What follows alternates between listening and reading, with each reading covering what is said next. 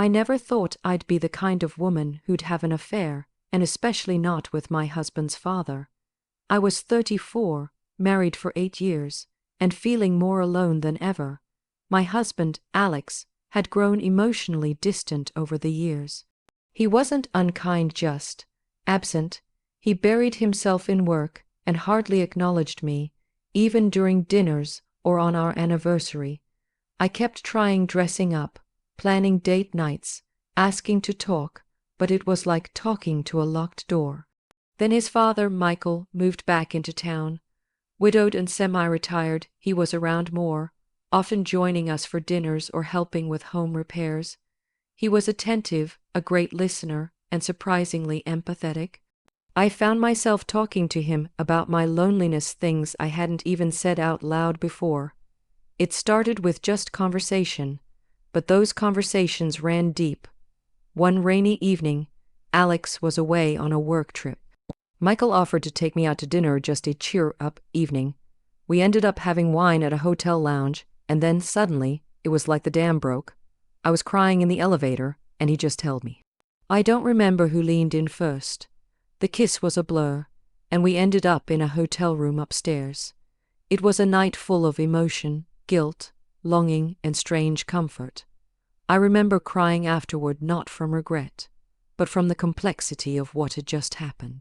It wasn't just sex, it was years of buried pain, unmet needs, and unspoken words exploding all at once.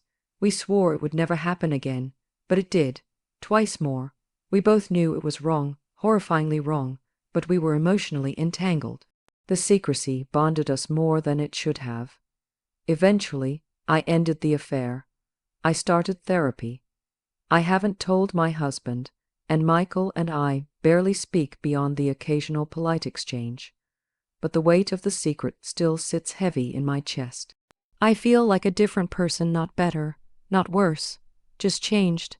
This experience taught me that unmet emotional needs can drive people to places they never imagined. It wasn't love, not really. It was desperation wrapped in warmth. Emotional neglect in a marriage doesn't always begin with cruelty or abuse. More often, it starts with indifference, small silences that grow louder over time. In the context of this real life story, the woman found herself married to a man who had emotionally checked out. Her husband wasn't overtly cruel, but his emotional unavailability created a deep void in their relationship. Over the years, affection faded into routine, conversations turned transactional, and intimacy became a memory rather than a shared experience. In this emotional desert, any form of genuine attention or understanding can feel like a lifeline. That's exactly how the relationship with her father-in-law began, innocently, even respectfully. He had recently moved back to town after losing his wife, and he, too, was in a vulnerable emotional state. What began as simple companionship and shared sorrow subtly transformed into something neither expected.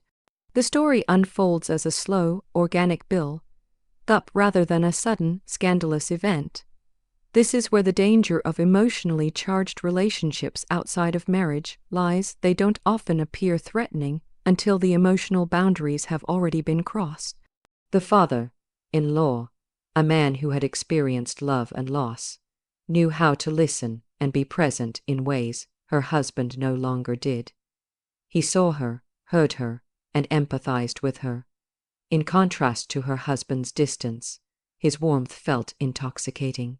And what makes this story particularly striking is the absence of predatory intent or conscious manipulation. Instead, it's about two emotionally wounded people who found an unexpected, taboo form of solace in each other. It challenges the assumption that infidelity is always rooted in lust. In this case, it was rooted in emotional starvation. The woman didn't set out to betray her husband. She was seeking connection, understanding, and simply someone who made her feel like she still mattered. This emotional dependency, once formed, created a dangerous intimacy. The hotel encounter wasn't just about physicality, it was a culmination of weeks, even months, of emotional closeness and suppressed tension. That's what makes it so relatable to many who have felt unseen in their marriages. When someone finally pays attention, truly listens without judgment, it becomes easy to confuse emotional comfort with romantic love. That confusion blurs lines and makes forbidden attachments feel justified, even fated. Emotional affairs, especially those with older or familiar figures like in-laws, are complicated further by the trust and familial roles involved. The betrayal runs deeper than just infidelity. It becomes a collapse of the moral structure holding the family together. What's most unsettling is how this emotional dependency sneaks up on people. There were no early warning bells, no obvious red flags. It was a series of shared dinners, vulnerable conversations, and subtle emotional exchanges that felt natural, even necessary in the moment. These are the relationships that rarely get discussed because they don't fit the traditional narrative of cheating. They aren't always fueled by lust, but by unmet emotional needs that go unspoken for too long. That is what makes them so dangerous and so human. Emotional neglect opens the door for these kinds of attachments to take root, and by the time one realizes how deep the connection has grown, it's already too late. The woman in the story was not only emotionally isolated from her husband, but emotionally entangled with someone who was supposed to be a father figure. That conflict between emotional need and moral responsibility is what drives the depth and pain of this true infidelity story. The aftermath of infidelity, especially one that crosses deep personal or familial lines, is often dominated not just by external consequences, but by the overwhelming psychological burden of secrecy, guilt, and emotional confusion. In the story of the woman who became entangled with her father-in-law, the most enduring wound wasn't necessarily the betrayal of her husband, but the crushing internal collapse that followed.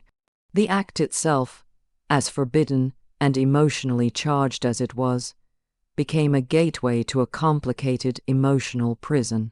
Carrying a secret of that magnitude, especially one involving a member of the family, created layers of emotional strain that couldn't be openly processed or confessed without the risk of devastating consequences for everyone involved. The woman found herself haunted not only by guilt, but also by fear. Fear of being exposed, fear of destroying her marriage, fear of shattering the relationship between her husband and his father, and fear of never emotionally recovering from what she had done. The secrecy demanded a performance, smiling at family dinners, pretending nothing had changed, suppressing memories, avoiding glances, and redirecting her emotional energy toward maintaining the illusion of normalcy. This mental labor is exhausting and deeply isolating. She couldn't speak to friends, couldn't confide in a therapist without potentially risking the secret leaking, and certainly couldn't confront the situation with either of the two men at the heart of it. Emotional isolation compounded emotional trauma, leading to a sense of self-estrangement. She didn't recognize the version of herself who had done this. She wasn't a monster, but she had done something monstrous, something that flew in the face of every value she believed she stood for. The guilt wasn't just about betrayal, it was about identity. Who was she now? Could she trust herself again? The father-in-law, too, bore his own silent burden. Though the story is told from her perspective, the emotional entanglement between them meant he likely lived in a parallel purgatory, ashamed, regretful, and likely burdened by his own complicated grief over his deceased wife. In many ways, the act between them was also a desperate reach for human connection during a time of shared loneliness. Yet that act, once committed, became a corrosive bond, a shared secret that neither of them could fully erase. Their dynamic forever changed, making family events uncomfortable, strained, and at times unbearable. The guilt became a silent third party at every gathering, lingering just beneath the surface. What makes this kind of infidelity so uniquely punishing is that it cannot be cleanly severed from one's life.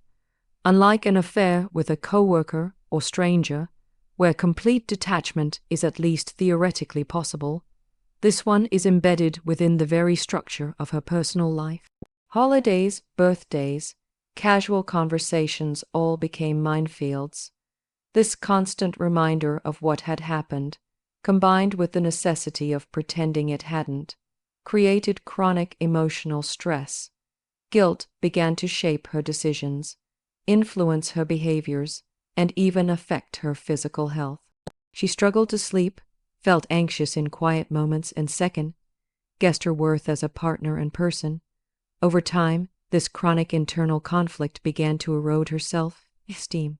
The weight of unspoken truths and unresolved emotional chaos led her to therapy, not to confess, but to find a space where she could unpack the torment safely. Therapy helped her understand that while her actions were deeply flawed, they didn't emerge from a vacuum. They were the result of emotional neglect, unprocessed grief, and a series of choices that reflected her pain rather than her principles. But that understanding did not erase the guilt. It only clarified it.